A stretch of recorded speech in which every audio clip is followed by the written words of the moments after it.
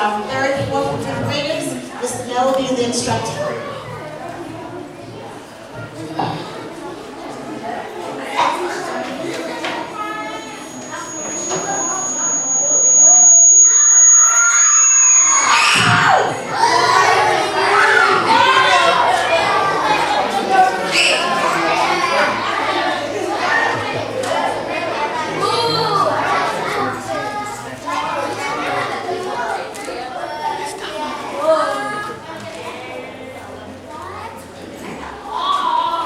Miss Donna.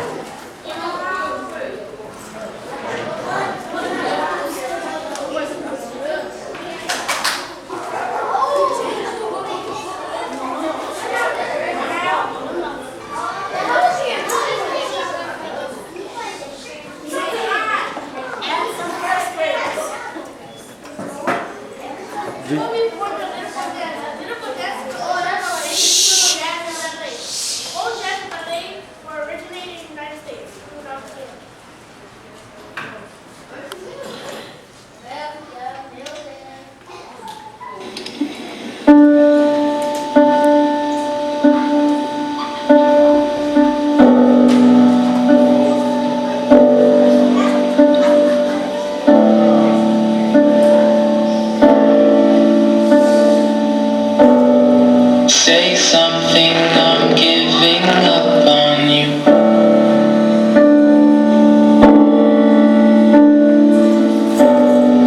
I'll be the one if you want me to.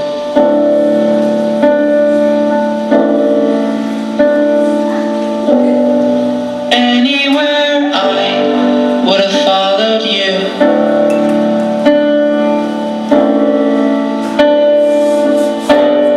Say something, I'm giving up on you. And I'm feeling so small. It was over my head. I'm nothing at all. And I will stumble and fall. I'm still learning to love. Just starting to crawl.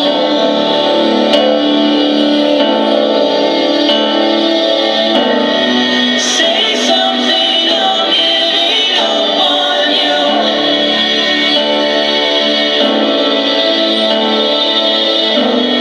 I'm sorry that I couldn't get to you.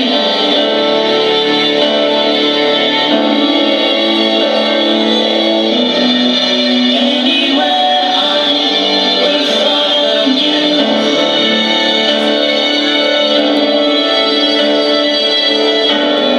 Say something, I'm giving up on you.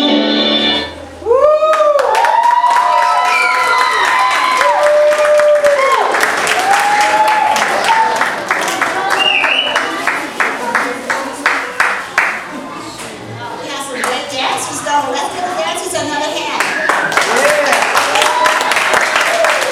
We want to thank Mr. Mel for all his instruction and time and patience with our dancers. They're really doing real good work. Thank you, Mr. Mel. Okay, we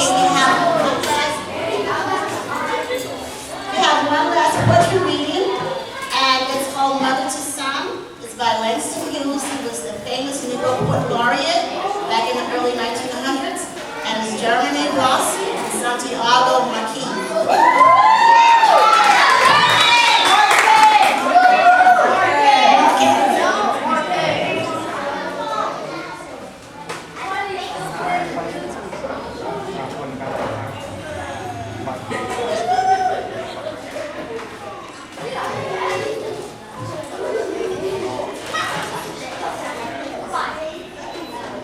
Well, son, I'll tell, life for me ain't been no crystal stair.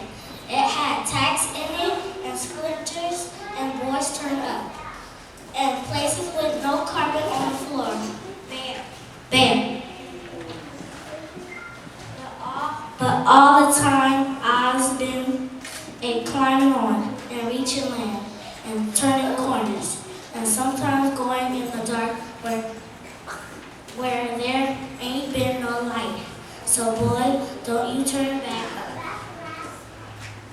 don't you sit down on the steps?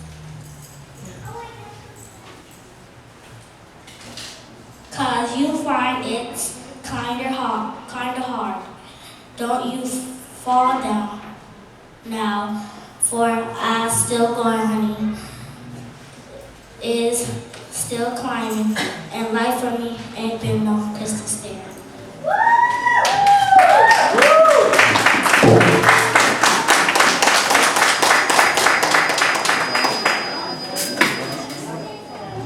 Okay, let's get all of our performers and dancers.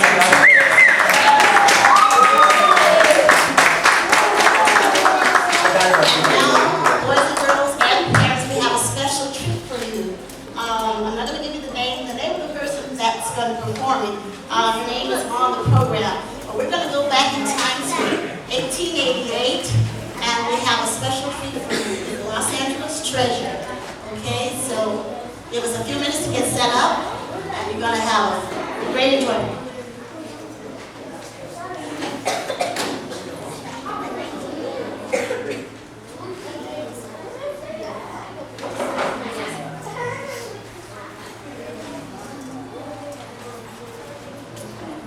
Knock on the door. Let's see who's there. Come on in. Did I hear another knock? Come on in. Lord have mercy, must be a total stranger. Otherwise, they'd come on in. Let me go in the house and go to the front door and see who it is. I don't know who it is. Lord have mercy. Do my eyes tell me the truth? Benjamin and Sarah. My goodness, look at you. Oh, I'm so glad to see you. And these two children, who are they? Your grandchildren? Son, what is your name? Melvin. Well, I'm mighty glad to meet you, Melvin. And daughter, what is your name? Oh, Helen. Well, I'm glad to meet you too. Look at me standing outside, cold as it is. Come on in the house and make yourself comfortable and have a seat. What is that you said, Melvin? You want to know if you can sit in this seat right here? Why, of course you can, but let me tell you about that seat. P.O. Pico gave me that seat. P.O. Pico was the governor of this place. And P.O. Pico was the mixed dancer. P.O. Pico was part Mexican, and he was part Coast. P.O. Pico was a wonderful man, and that is a beautiful chair. Let me tell you, too, P.O. Pico built that hotel. Did you see it? It was the first hotel here that had a bathroom. It had a bathroom on each floor. It had 3 floors. 1, 2, 3. A bathtub on each floor. Can you imagine that? And running water. Folks loved that hotel. P.O. Pico was a wonderful man. And you sit down in that chair, Melvin, and make yourself comfortable. Just do yourself proud to sit in the chair that P.O. Pico had. And I am going to sit down right here while you sit down. What is that you say, Melvin?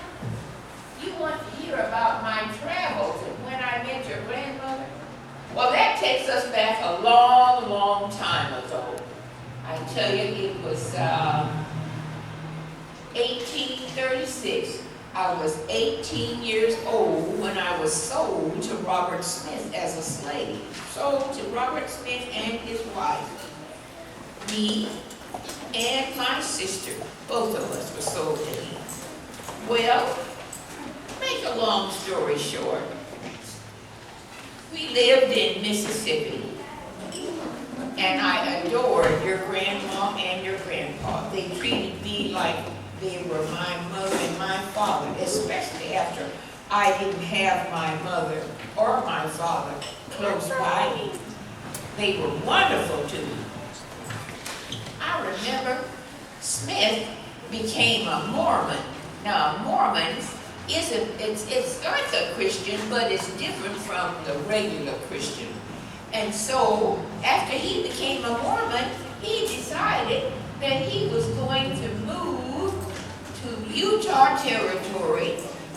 of that colony grow. And besides that, the people here in Mississippi didn't like the way he lived and didn't like the way he treated people as a foreigner. Well, anyway, I was pregnant. I was pregnant then with my third daughter. And he didn't want to leave on the journey while I was pregnant. So he waited till my daughter was born. Anne was 9 and Harriet was 4. And my youngest daughter was on the way. Well, finally when she was born, it was my job to get all the food and everything ready. I got the barrels ready for the water. I got beans and peas and dried meat, and plants and all kinds of things so we'd have plenty to eat. And finally the day came and we left. We joined 300 other wagons, and there were 34 slaves, and the rest of the people were free folk. Well, it was no easy trip, I tell you that. Have you ever moved milk? Well, did you know how hard it is to travel? And these feet of mine, wow, they became sore because I walked all the way. We left in 1848. It must have been January or February. I don't rightly remember. But I remember one day when we were traveling and the animals wanted water.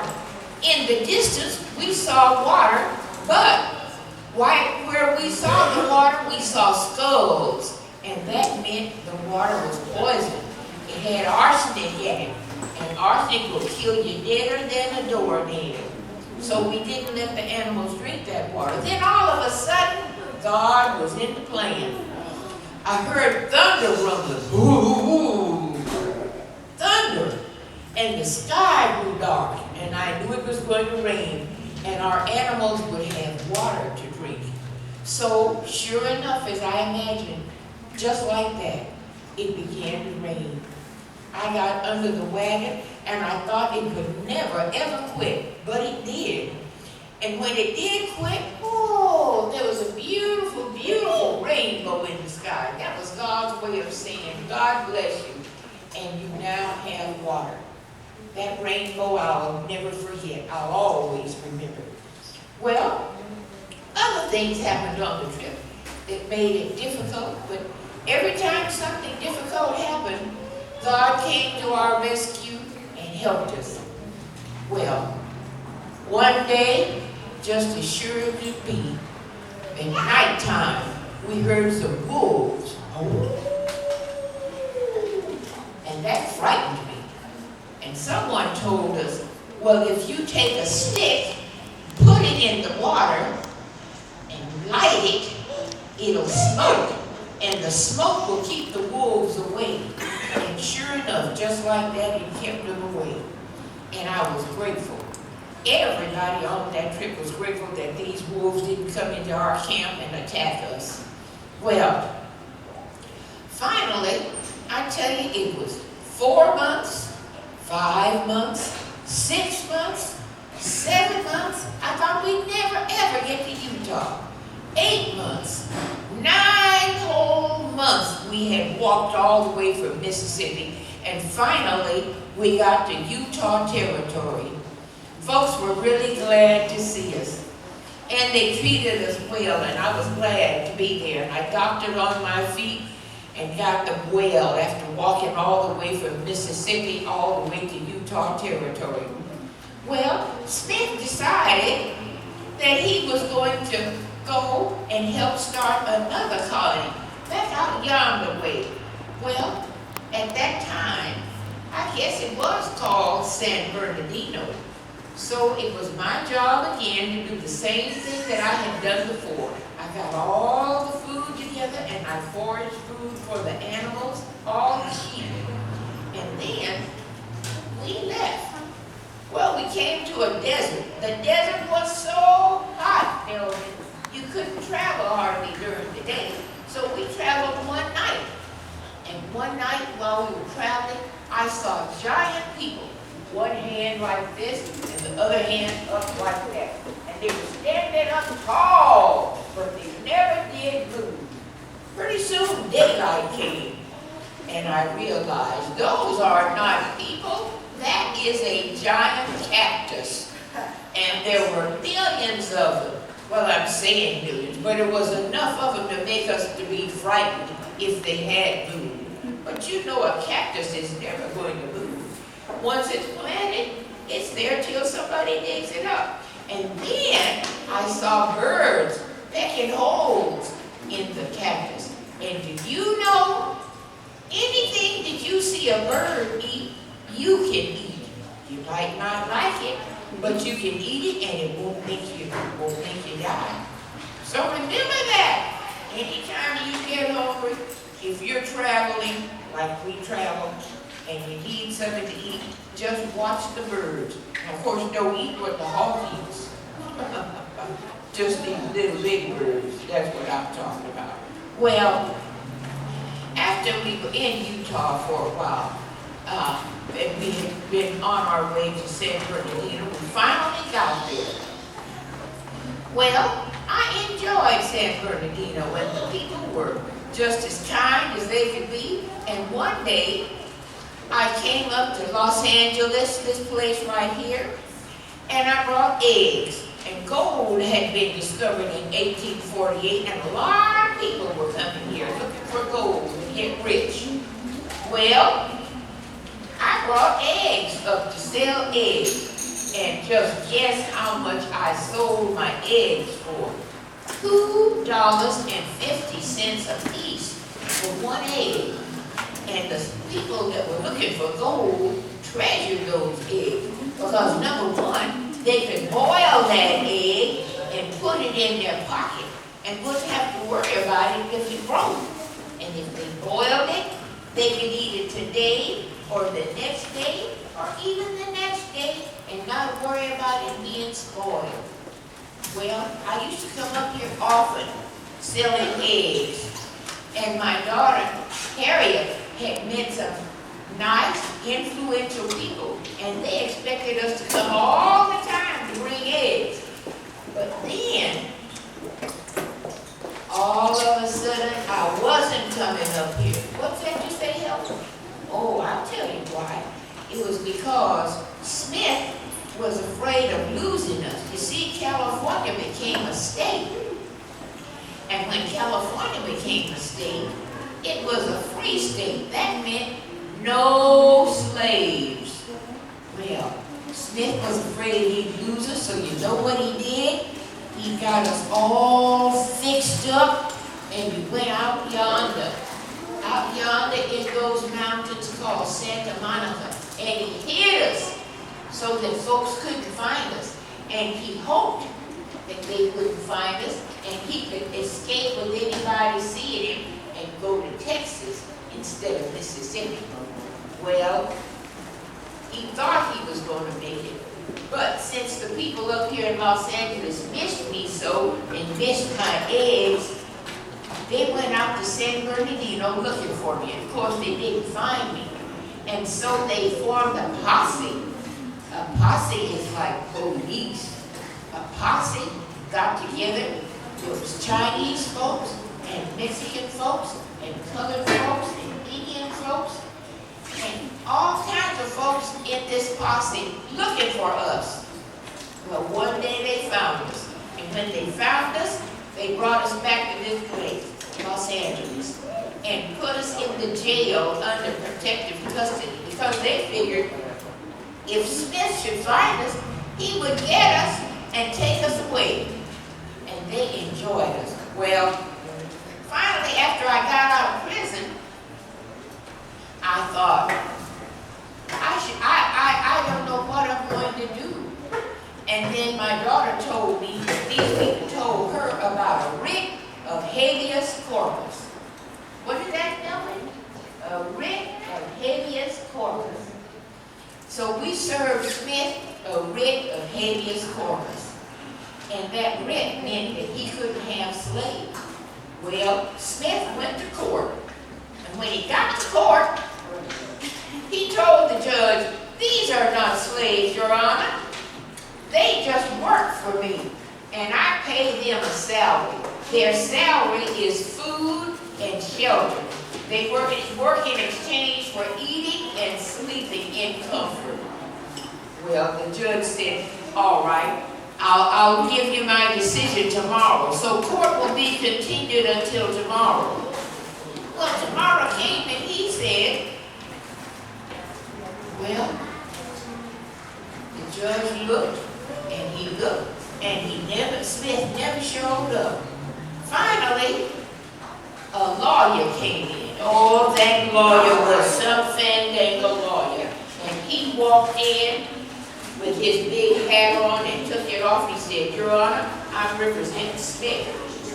And Smith says that these people do not want to go to Texas. They want to stay with him. If he goes to Texas, they go to Texas. If he goes to Mississippi, they go to Mississippi. Wherever he goes, they want to go. But do you know, the judge knew different. Because the day before that, the judge had asked me in his private chambers, because it was against the law for colored folks to speak in the court. But he had asked me, did I want to go with Smith? And I told him, no, Your Honor, I want my freedom. He told me that was all he wanted to know. So then the judge picked up something that looked like a hammer with two heads on it, a mallet. And he banged it on the desk and said, Biddy, you're free. Did you hear me? You're free. Well, I didn't say anything. And then he said it again. Biddy, you are free. You're no longer a slave. Your sister is free. Your children are free, and your children are free. And I thought, oh, what am I going to do when I cry? I cried tears of joy. And then I cried tears of sadness. Because I thought, what am I going to do? I don't have a job. Who's going to take care of me? Who's going to feed me? Where will I stay? And then my daughter's friend came over to me. Charles Owens was his name. And he came and patted me on me and said, there, now, Miss Biddy, don't you cry, don't you fret like that. Because as long as I have a place to stay, you have a place to stay. So you and your children and your sister and her children are coming to my house. That's what I did. But I was eating there every day for free. And one day I got myself gussied up and I put on my clothes and I went out to look for a job. And I knocked on the door. And they answered the door and I said, I'm looking for a job. My name is Biddy Mason. I know how to deliver babies and I know how to take care of folks that are sick and get well. And he said, I can't hire you. Well, I didn't give up. I went to another door and knocked on the door. And I said my same speech. But before I could finish my speech, he said, I don't need any help and I can't hire you. Then I didn't give up. I went to another door and knocked. And this time when I knocked, it was Judge Benjamin Hayes' relative. And he was a doctor, Dr. Griffin. And Dr. Griffin said, I noticed you in court, and I'm going to give you a job. I want you to help me deliver babies all the way from San Diego out to San Bernardino and Riverside and just everywhere that we can go. Anywhere a horse can go, I want you to help me deliver babies. That's what I did. And I was making $2.50 a day. Well, I put some of my money aside every day and saved it up. And one day, I was sitting in this very chair, and I looked out the window, and I saw some men with something looking through it, and they were looking at one another and waving their hands back and forth. And I went outside and I said, what y'all doing? And the man said, we're surveying the place. I said, well, what is surveying? He said, that means we're dividing the land up. Dividing it up. And when we divide it up, that means people can buy some of it and build a house and raise food on it. I said, said, do you reckon they'll sell me a piece? And he said, if you have the money. Well, I went inside and counted my money, and I had $900 saved up. $900. Well, I went there to see if they would sell me some land, and you know what they did? They sold me some land between 3rd and 4th Street and Spring and Broadway. It was almost 10 acres, and it was mine. And with the rest of my money, I had a building erected, and I rented it out, and I had rent coming in every day, every week, every month. That's what I had money coming in from, that building. Well, my daughters were just wonderful to me. And then I bought some more land. Why do you know? I had 15,000 acres in what they call, it's out beyond San Bernardino. It begins with a P. I believe they call it Pasadena. Well, I had 15,000 acres, and that's a lot of land. And I was doing quite well. Melvin, do you know how to clean fish? You ever cleaned the fish? Well, that river down there, that Los Angeles River, has 5 different kinds of fish. And all those fish live in that river together without arguing and fighting. That's like 5